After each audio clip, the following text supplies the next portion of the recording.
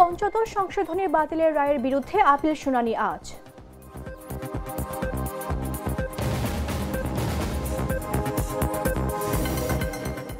খালেদা জিয়ার সিটি স্ক্যানের তথ্য অনুমান নির্ভর জানিয়েছে BNP media cell.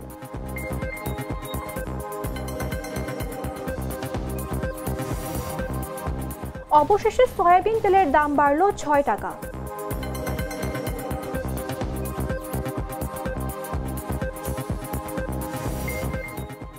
Thailand Cambodia সীমান্তে ফের সংঘাত, ঝুঁকিতে ট্রাম্পের শান্তি চুক্তি।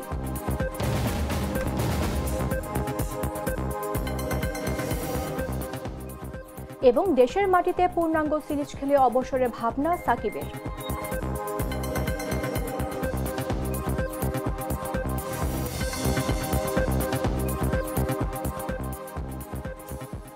দর্শক সকলকে আমন্ত্রণ জাগো নিউজে। আপনাদের সাথে রয়েছে আমি Mamduha Raisa. Treat chocolate, treat moment, sweet moment. সংবিধানের পঞ্চদশ সংশোধনীর অংশ বিশেষ বাতিল করে হাইকোর্টে দেওয়া রায়ের বিরুদ্ধে করা আপিল আবেদনের ওপর চতুর্থ দিনের মতো শুনানির জন্য দিন ধার্য রয়েছে আজ। সোমবার প্রধান বিচারপতি সৈয়দ রেফাত আহমেদের নেতৃত্বাধীন ৬ সদস্যের আপিল বিভাগের পূর্ণাঙ্গ ও নিয়মিত বেঞ্চে শুনানির জন্য আজকের দিন নির্ধারিত রয়েছে। পদ্ধতিগত ত্রুটি, বিষয়বস্তু ও উদ্দেশ্যের কারণে সংবিধানের পঞ্চদশ সংশোধনী আইন পুরোটাই বাতিল হওয়া উচিত বলে মনে করেন জ্যেষ্ঠ আইনজীবী শরীফ ভূঁইয়া। তবে বিকল্প হিসেবে তিনি বলেছেন, সংবিধানের ১০৪ অনুচ্ছেদের ক্ষমতা প্রয়োগ করে আপিল বিভাগ সম্পূর্ণ ন্যায় বিচারের স্বার্থে সংশোধনীর কিছু বিধান সুরক্ষার জন্য মার্জনাও করতে পারেন।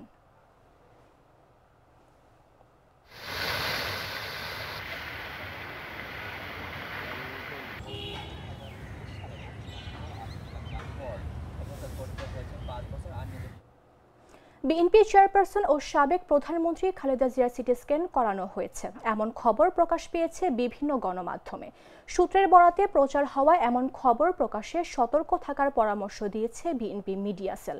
রোববার বিএনপি মিডিয়া সেলের সদস্য সাইরুল কবির খান এ তথ্য জানান। তিনি বলেন, চিকিৎসা সংশ্লিষ্ট যে কোনো সংবাদ প্রকাশে দায়িত্বশীল হওয়া জরুরি। বিএনপি স্থায়ী কমিটির সদস্য ও খালেদা জিয়ার চিকিৎসক বোর্ডের দায়িত্বপ্রাপ্ত অধ্যাপক ডক্টর AZM জাহিদ হোসেন একাধিকবার অনুরোধ জানিয়েছেন, নিজেদের অনুমান বা অনির্ভরযোগ্য তথ্যের ভিত্তিতে খালেদা জিয়ার স্বাস্থ্যের বিষয়ে সংবাদ না করার জন্য। সাইরুল কবির খান আরও বলেন, মেডিকেল বোর্ডের আনুষ্ঠানিক সিদ্ধান্ত বা বক্তব্য ছাড়া এ ধরনের তথ্য প্রচার বিভ্রান্তি তৈরি করতে পারে। তাই সংবাদ পরিবেশনের ক্ষেত্রে নিশ্চিত ও যাচাই করা তথ্য ব্যবহারের আহ্বান জানিয়েছেন তিনি।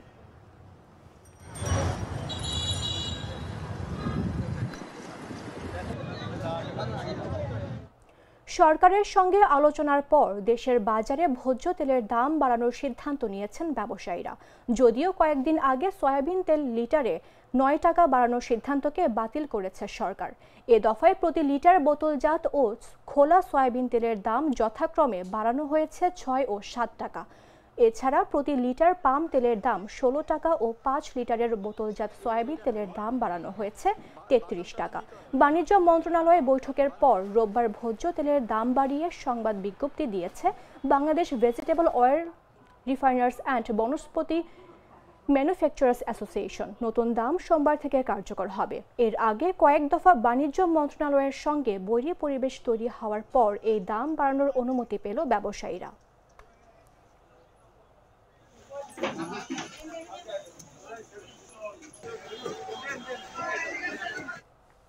বাংলাদেশ ইসলামী ছাত্র শিবিরের কেন্দ্রীয় সভাপতি জাহিদুল ইসলাম বলেছেন, সাধারণ শিক্ষার্থীরা পুরাতন ধাঁচের যে রাজনীতি ও সংস্কৃতি ছিল তা প্রত্যাখ্যান করেছে। তারা এখন উদার সহনশীলতা ও পরস্পরের প্রতি শ্রদ্ধাবোধ, গঠনমূলক রাজনীতির দিকে জেনারেশন ধীরে ধীরে ধাবিত হচ্ছে। এটা আমাদের জন্য আশার দিক। রোববার বিকেলে কুমিল্লার ১৪ গ্রাম উপজেলার মিয়াবাজারে উজিরপুর ইউনিয়ন জামায়াতের নির্বাচনী গণমিছিল শেষে তিনি এসব কথা বলেন। শিবির সভাপতি বলেন, এ প্রজন্ম হাসিনার মতো ফ্যাসিস্টের পতন ঘটাতে পারে, সুতরাং এ বাংলাদেশে সহনশীলতার রাজনীতি করতে পারে, কিন্তু পরস্পর কাদা ছোড়াছুড়ি বা হামলার রাজনীতির জুলাই আগস্টের কবর রচনা হয়েছে। এই প্রজন্ম খুনি হাসিনার মতো ফ্যাসিস্টকে যারা পতন করতে পারে, যাদের ফ্যাসিবাদের পতন ঘটাতে পারে, এই ধরনের ছোটখাটো বিষয়কে এই প্রজন্ম কিছুই মনে করে না। আমরা কোনো ব্যক্তি বা দলের বিরুদ্ধে নই। আমরা আবার বলছি, কোন ব্যক্তি বা দলের বিরুদ্ধে আমরা নই। বাংলাদেশে রাজনীতি করবেন সহনশীলতা, গঠনমূলক, সৌন্দর্যের মধ্য দিয়ে রাজনীতি করতে হবে। কিন্তু পরস্পরের প্রতি কাদা ছোড়াছুড়ি, হামলা মামলা, এরপরে হচ্ছে হত্যার রাজনীতি, চাঁদাবাজির রাজনীতি, এ ধরনের রাজনীতি বাংলাদেশে জুলাই এবং আগস্টের 5ই আগস্ট সেটার কবর রচিত হয়েছে। গ্লিটারের টুইন লেমন ও অ্যান্টিব্যাকটেরিয়াল ফর্মুলা বাসনকে চকচকে জীবাণুমুক্ত করে আমাদের দেয় গ্লিটার গ্যারান্টি। চট্টগ্রামের সীতাকুণ্ডে টানা 41 দিন মসজিদে জামায়াতের নামাজ আদায় করে পুরস্কার পেয়েছেন 35 জন শিশু কিশোর। সীতাকুণ্ড পৌরসভার 2 নম্বর ওয়ার্ডে চান কাজী শাহ রহমতুল্লাহ জামে মসজিদে এই আয়োজন করা হয়েছে। পুরস্কার বিতরণী অনুষ্ঠানে প্রধান অতিথি হিসেবে উপস্থিত ছিলেন চট্টগ্রাম 4 সীতাকুণ্ড আসনে বাংলাদেশ জামায়াতে ইসলামী মনোনীত প্রার্থী আনোয়ার সিদ্দিক। জানা গেছে, পৌরসভার 2 নম্বর ওয়ার্ডের বাসিন্দা প্রবাসী ইকবাল হোসেন এলাকার শিশু কিশোরদের মসজিদমুখী করতে এমন উদ্যোগ নিয়েছেন। প্রতিযোগিতায় 90 জন প্রতিযোগী অংশগ্রহণ করেন, তার মধ্যে 35 জন পুরস্কৃত হয়েছেন।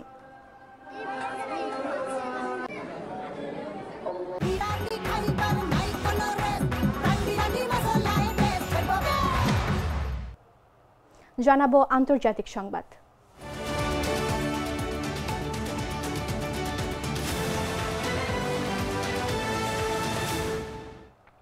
থাইল্যান্ড কম্বোডিয়া সীমান্তে ফের সংঘাত শুরু হয়েছে। সোমবার কম্বোডিয়ার ভেতর লক্ষ্যবস্তুতে বিমান হামলা চালিয়েছে থাই সামরিক বাহিনী।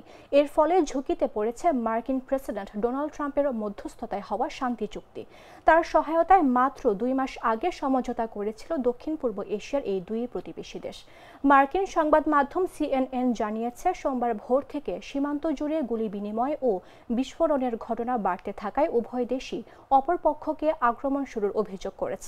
দীর্ঘ কয়েক সপ্তাহের উত্তেজনা এবং থাইল্যান্ডের পক্ষ থেকে সমঝোতা বাস্তবায়ন স্থগিতের পর পরিস্থিতি ফের ভয়াবহ রূপ নেয়। থাই সেনাবাহিনী জানায়, কম্বোডিয়ার সামরিক অবস্থান লক্ষ্য করে বিমান হামলা চালানো হয়েছে মূলত প্রতিশোধ হিসেবে। স্থানীয় সময় সোমবার সকালে এক হামলায় এক থাই সেনা নিহত ও 2 জন আহত হওয়ার পর পাল্টা পদক্ষেপ নিয়েছে থাইল্যান্ড। সংঘাত বেড়ে যাওয়ার সীমান্তবর্তী থাই শহরগুলো থেকে প্রায় 70% বেসামরিক নাগরিককে সরিয়ে নেওয়া হয়েছে। সরানোর সময় আগে থেকে থাকা শারীরিক জটিলতায় একজনের মৃত্যু হয়েছে বলেও জানিয়েছে থাই কর্তৃপক্ষ।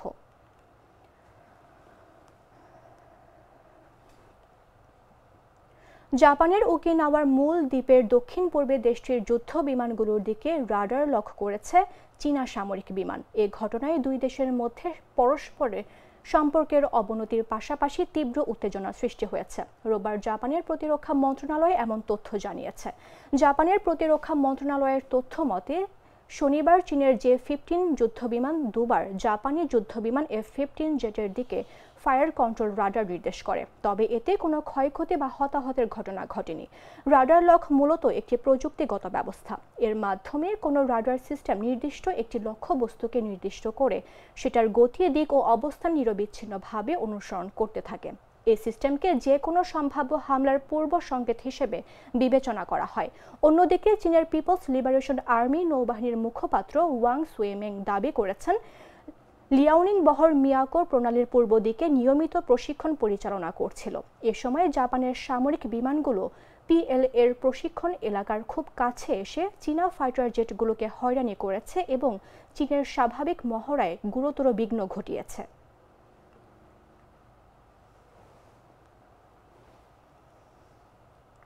সংবাদ শেষ করব খেলার খবর জানিয়ে।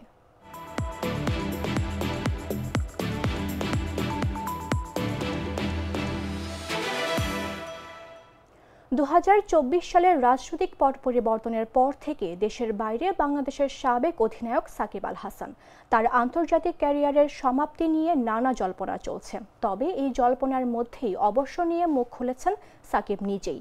তিনি জানালেন, তিনি এখনও আশাবাদী যে বাংলাদেশের জার্সিতে আবারও খেলার সুযোগ হবে। অবসর নেয়ার আগে অন্তত দেশের মাটিতে একটি পূর্ণাঙ্গ সিরিজ খেলে বিদায় জানাতে চান এই বিশ্বসেরা অলরাউন্ডার। সাকিব রোববার YouTube channel beard before wicket পডকাস্টে এসব কথা জানান। 2024 সালে ভারত সফরের পর থেকেই সাকিব জাতীয় দলের বাইরে, যদিও তিনি বিভিন্ন দেশের ফ্র্যাঞ্চাইজি ক্রিকেটে নিয়মিতই খেলে বেড়াচ্ছেন।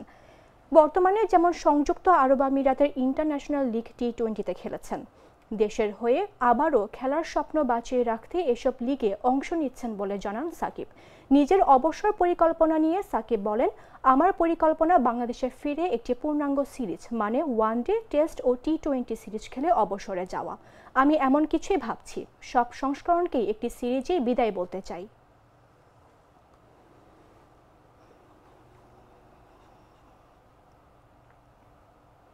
সংবাদ শেষ করার পূর্বে শিরোনামগুলো জানিয়ে দিচ্ছে আরও একবার।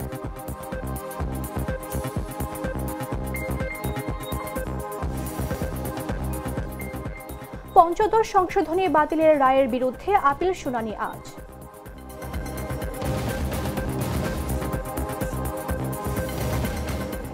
খালেদা জিয়ার সিটি স্ক্যানের তথ্য অনুমান নির্ভর জানিয়েছে BNP media cell.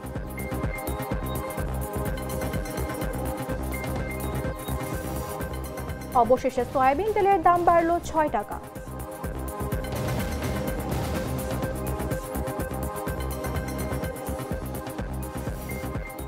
Thailand Cambodia সীমান্তে ফের সংঘাত, ঝুঁকিতে ট্রাম্পের শান্তি চুক্তি।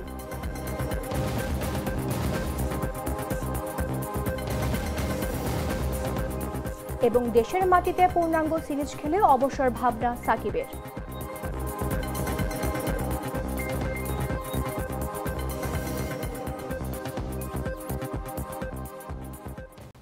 দর্শক, এই ছিল এখনকার মতো। প্রতি মুহূর্তে সর্বশেষ খবর পেতে ভিজিট করুন jagonews24.com।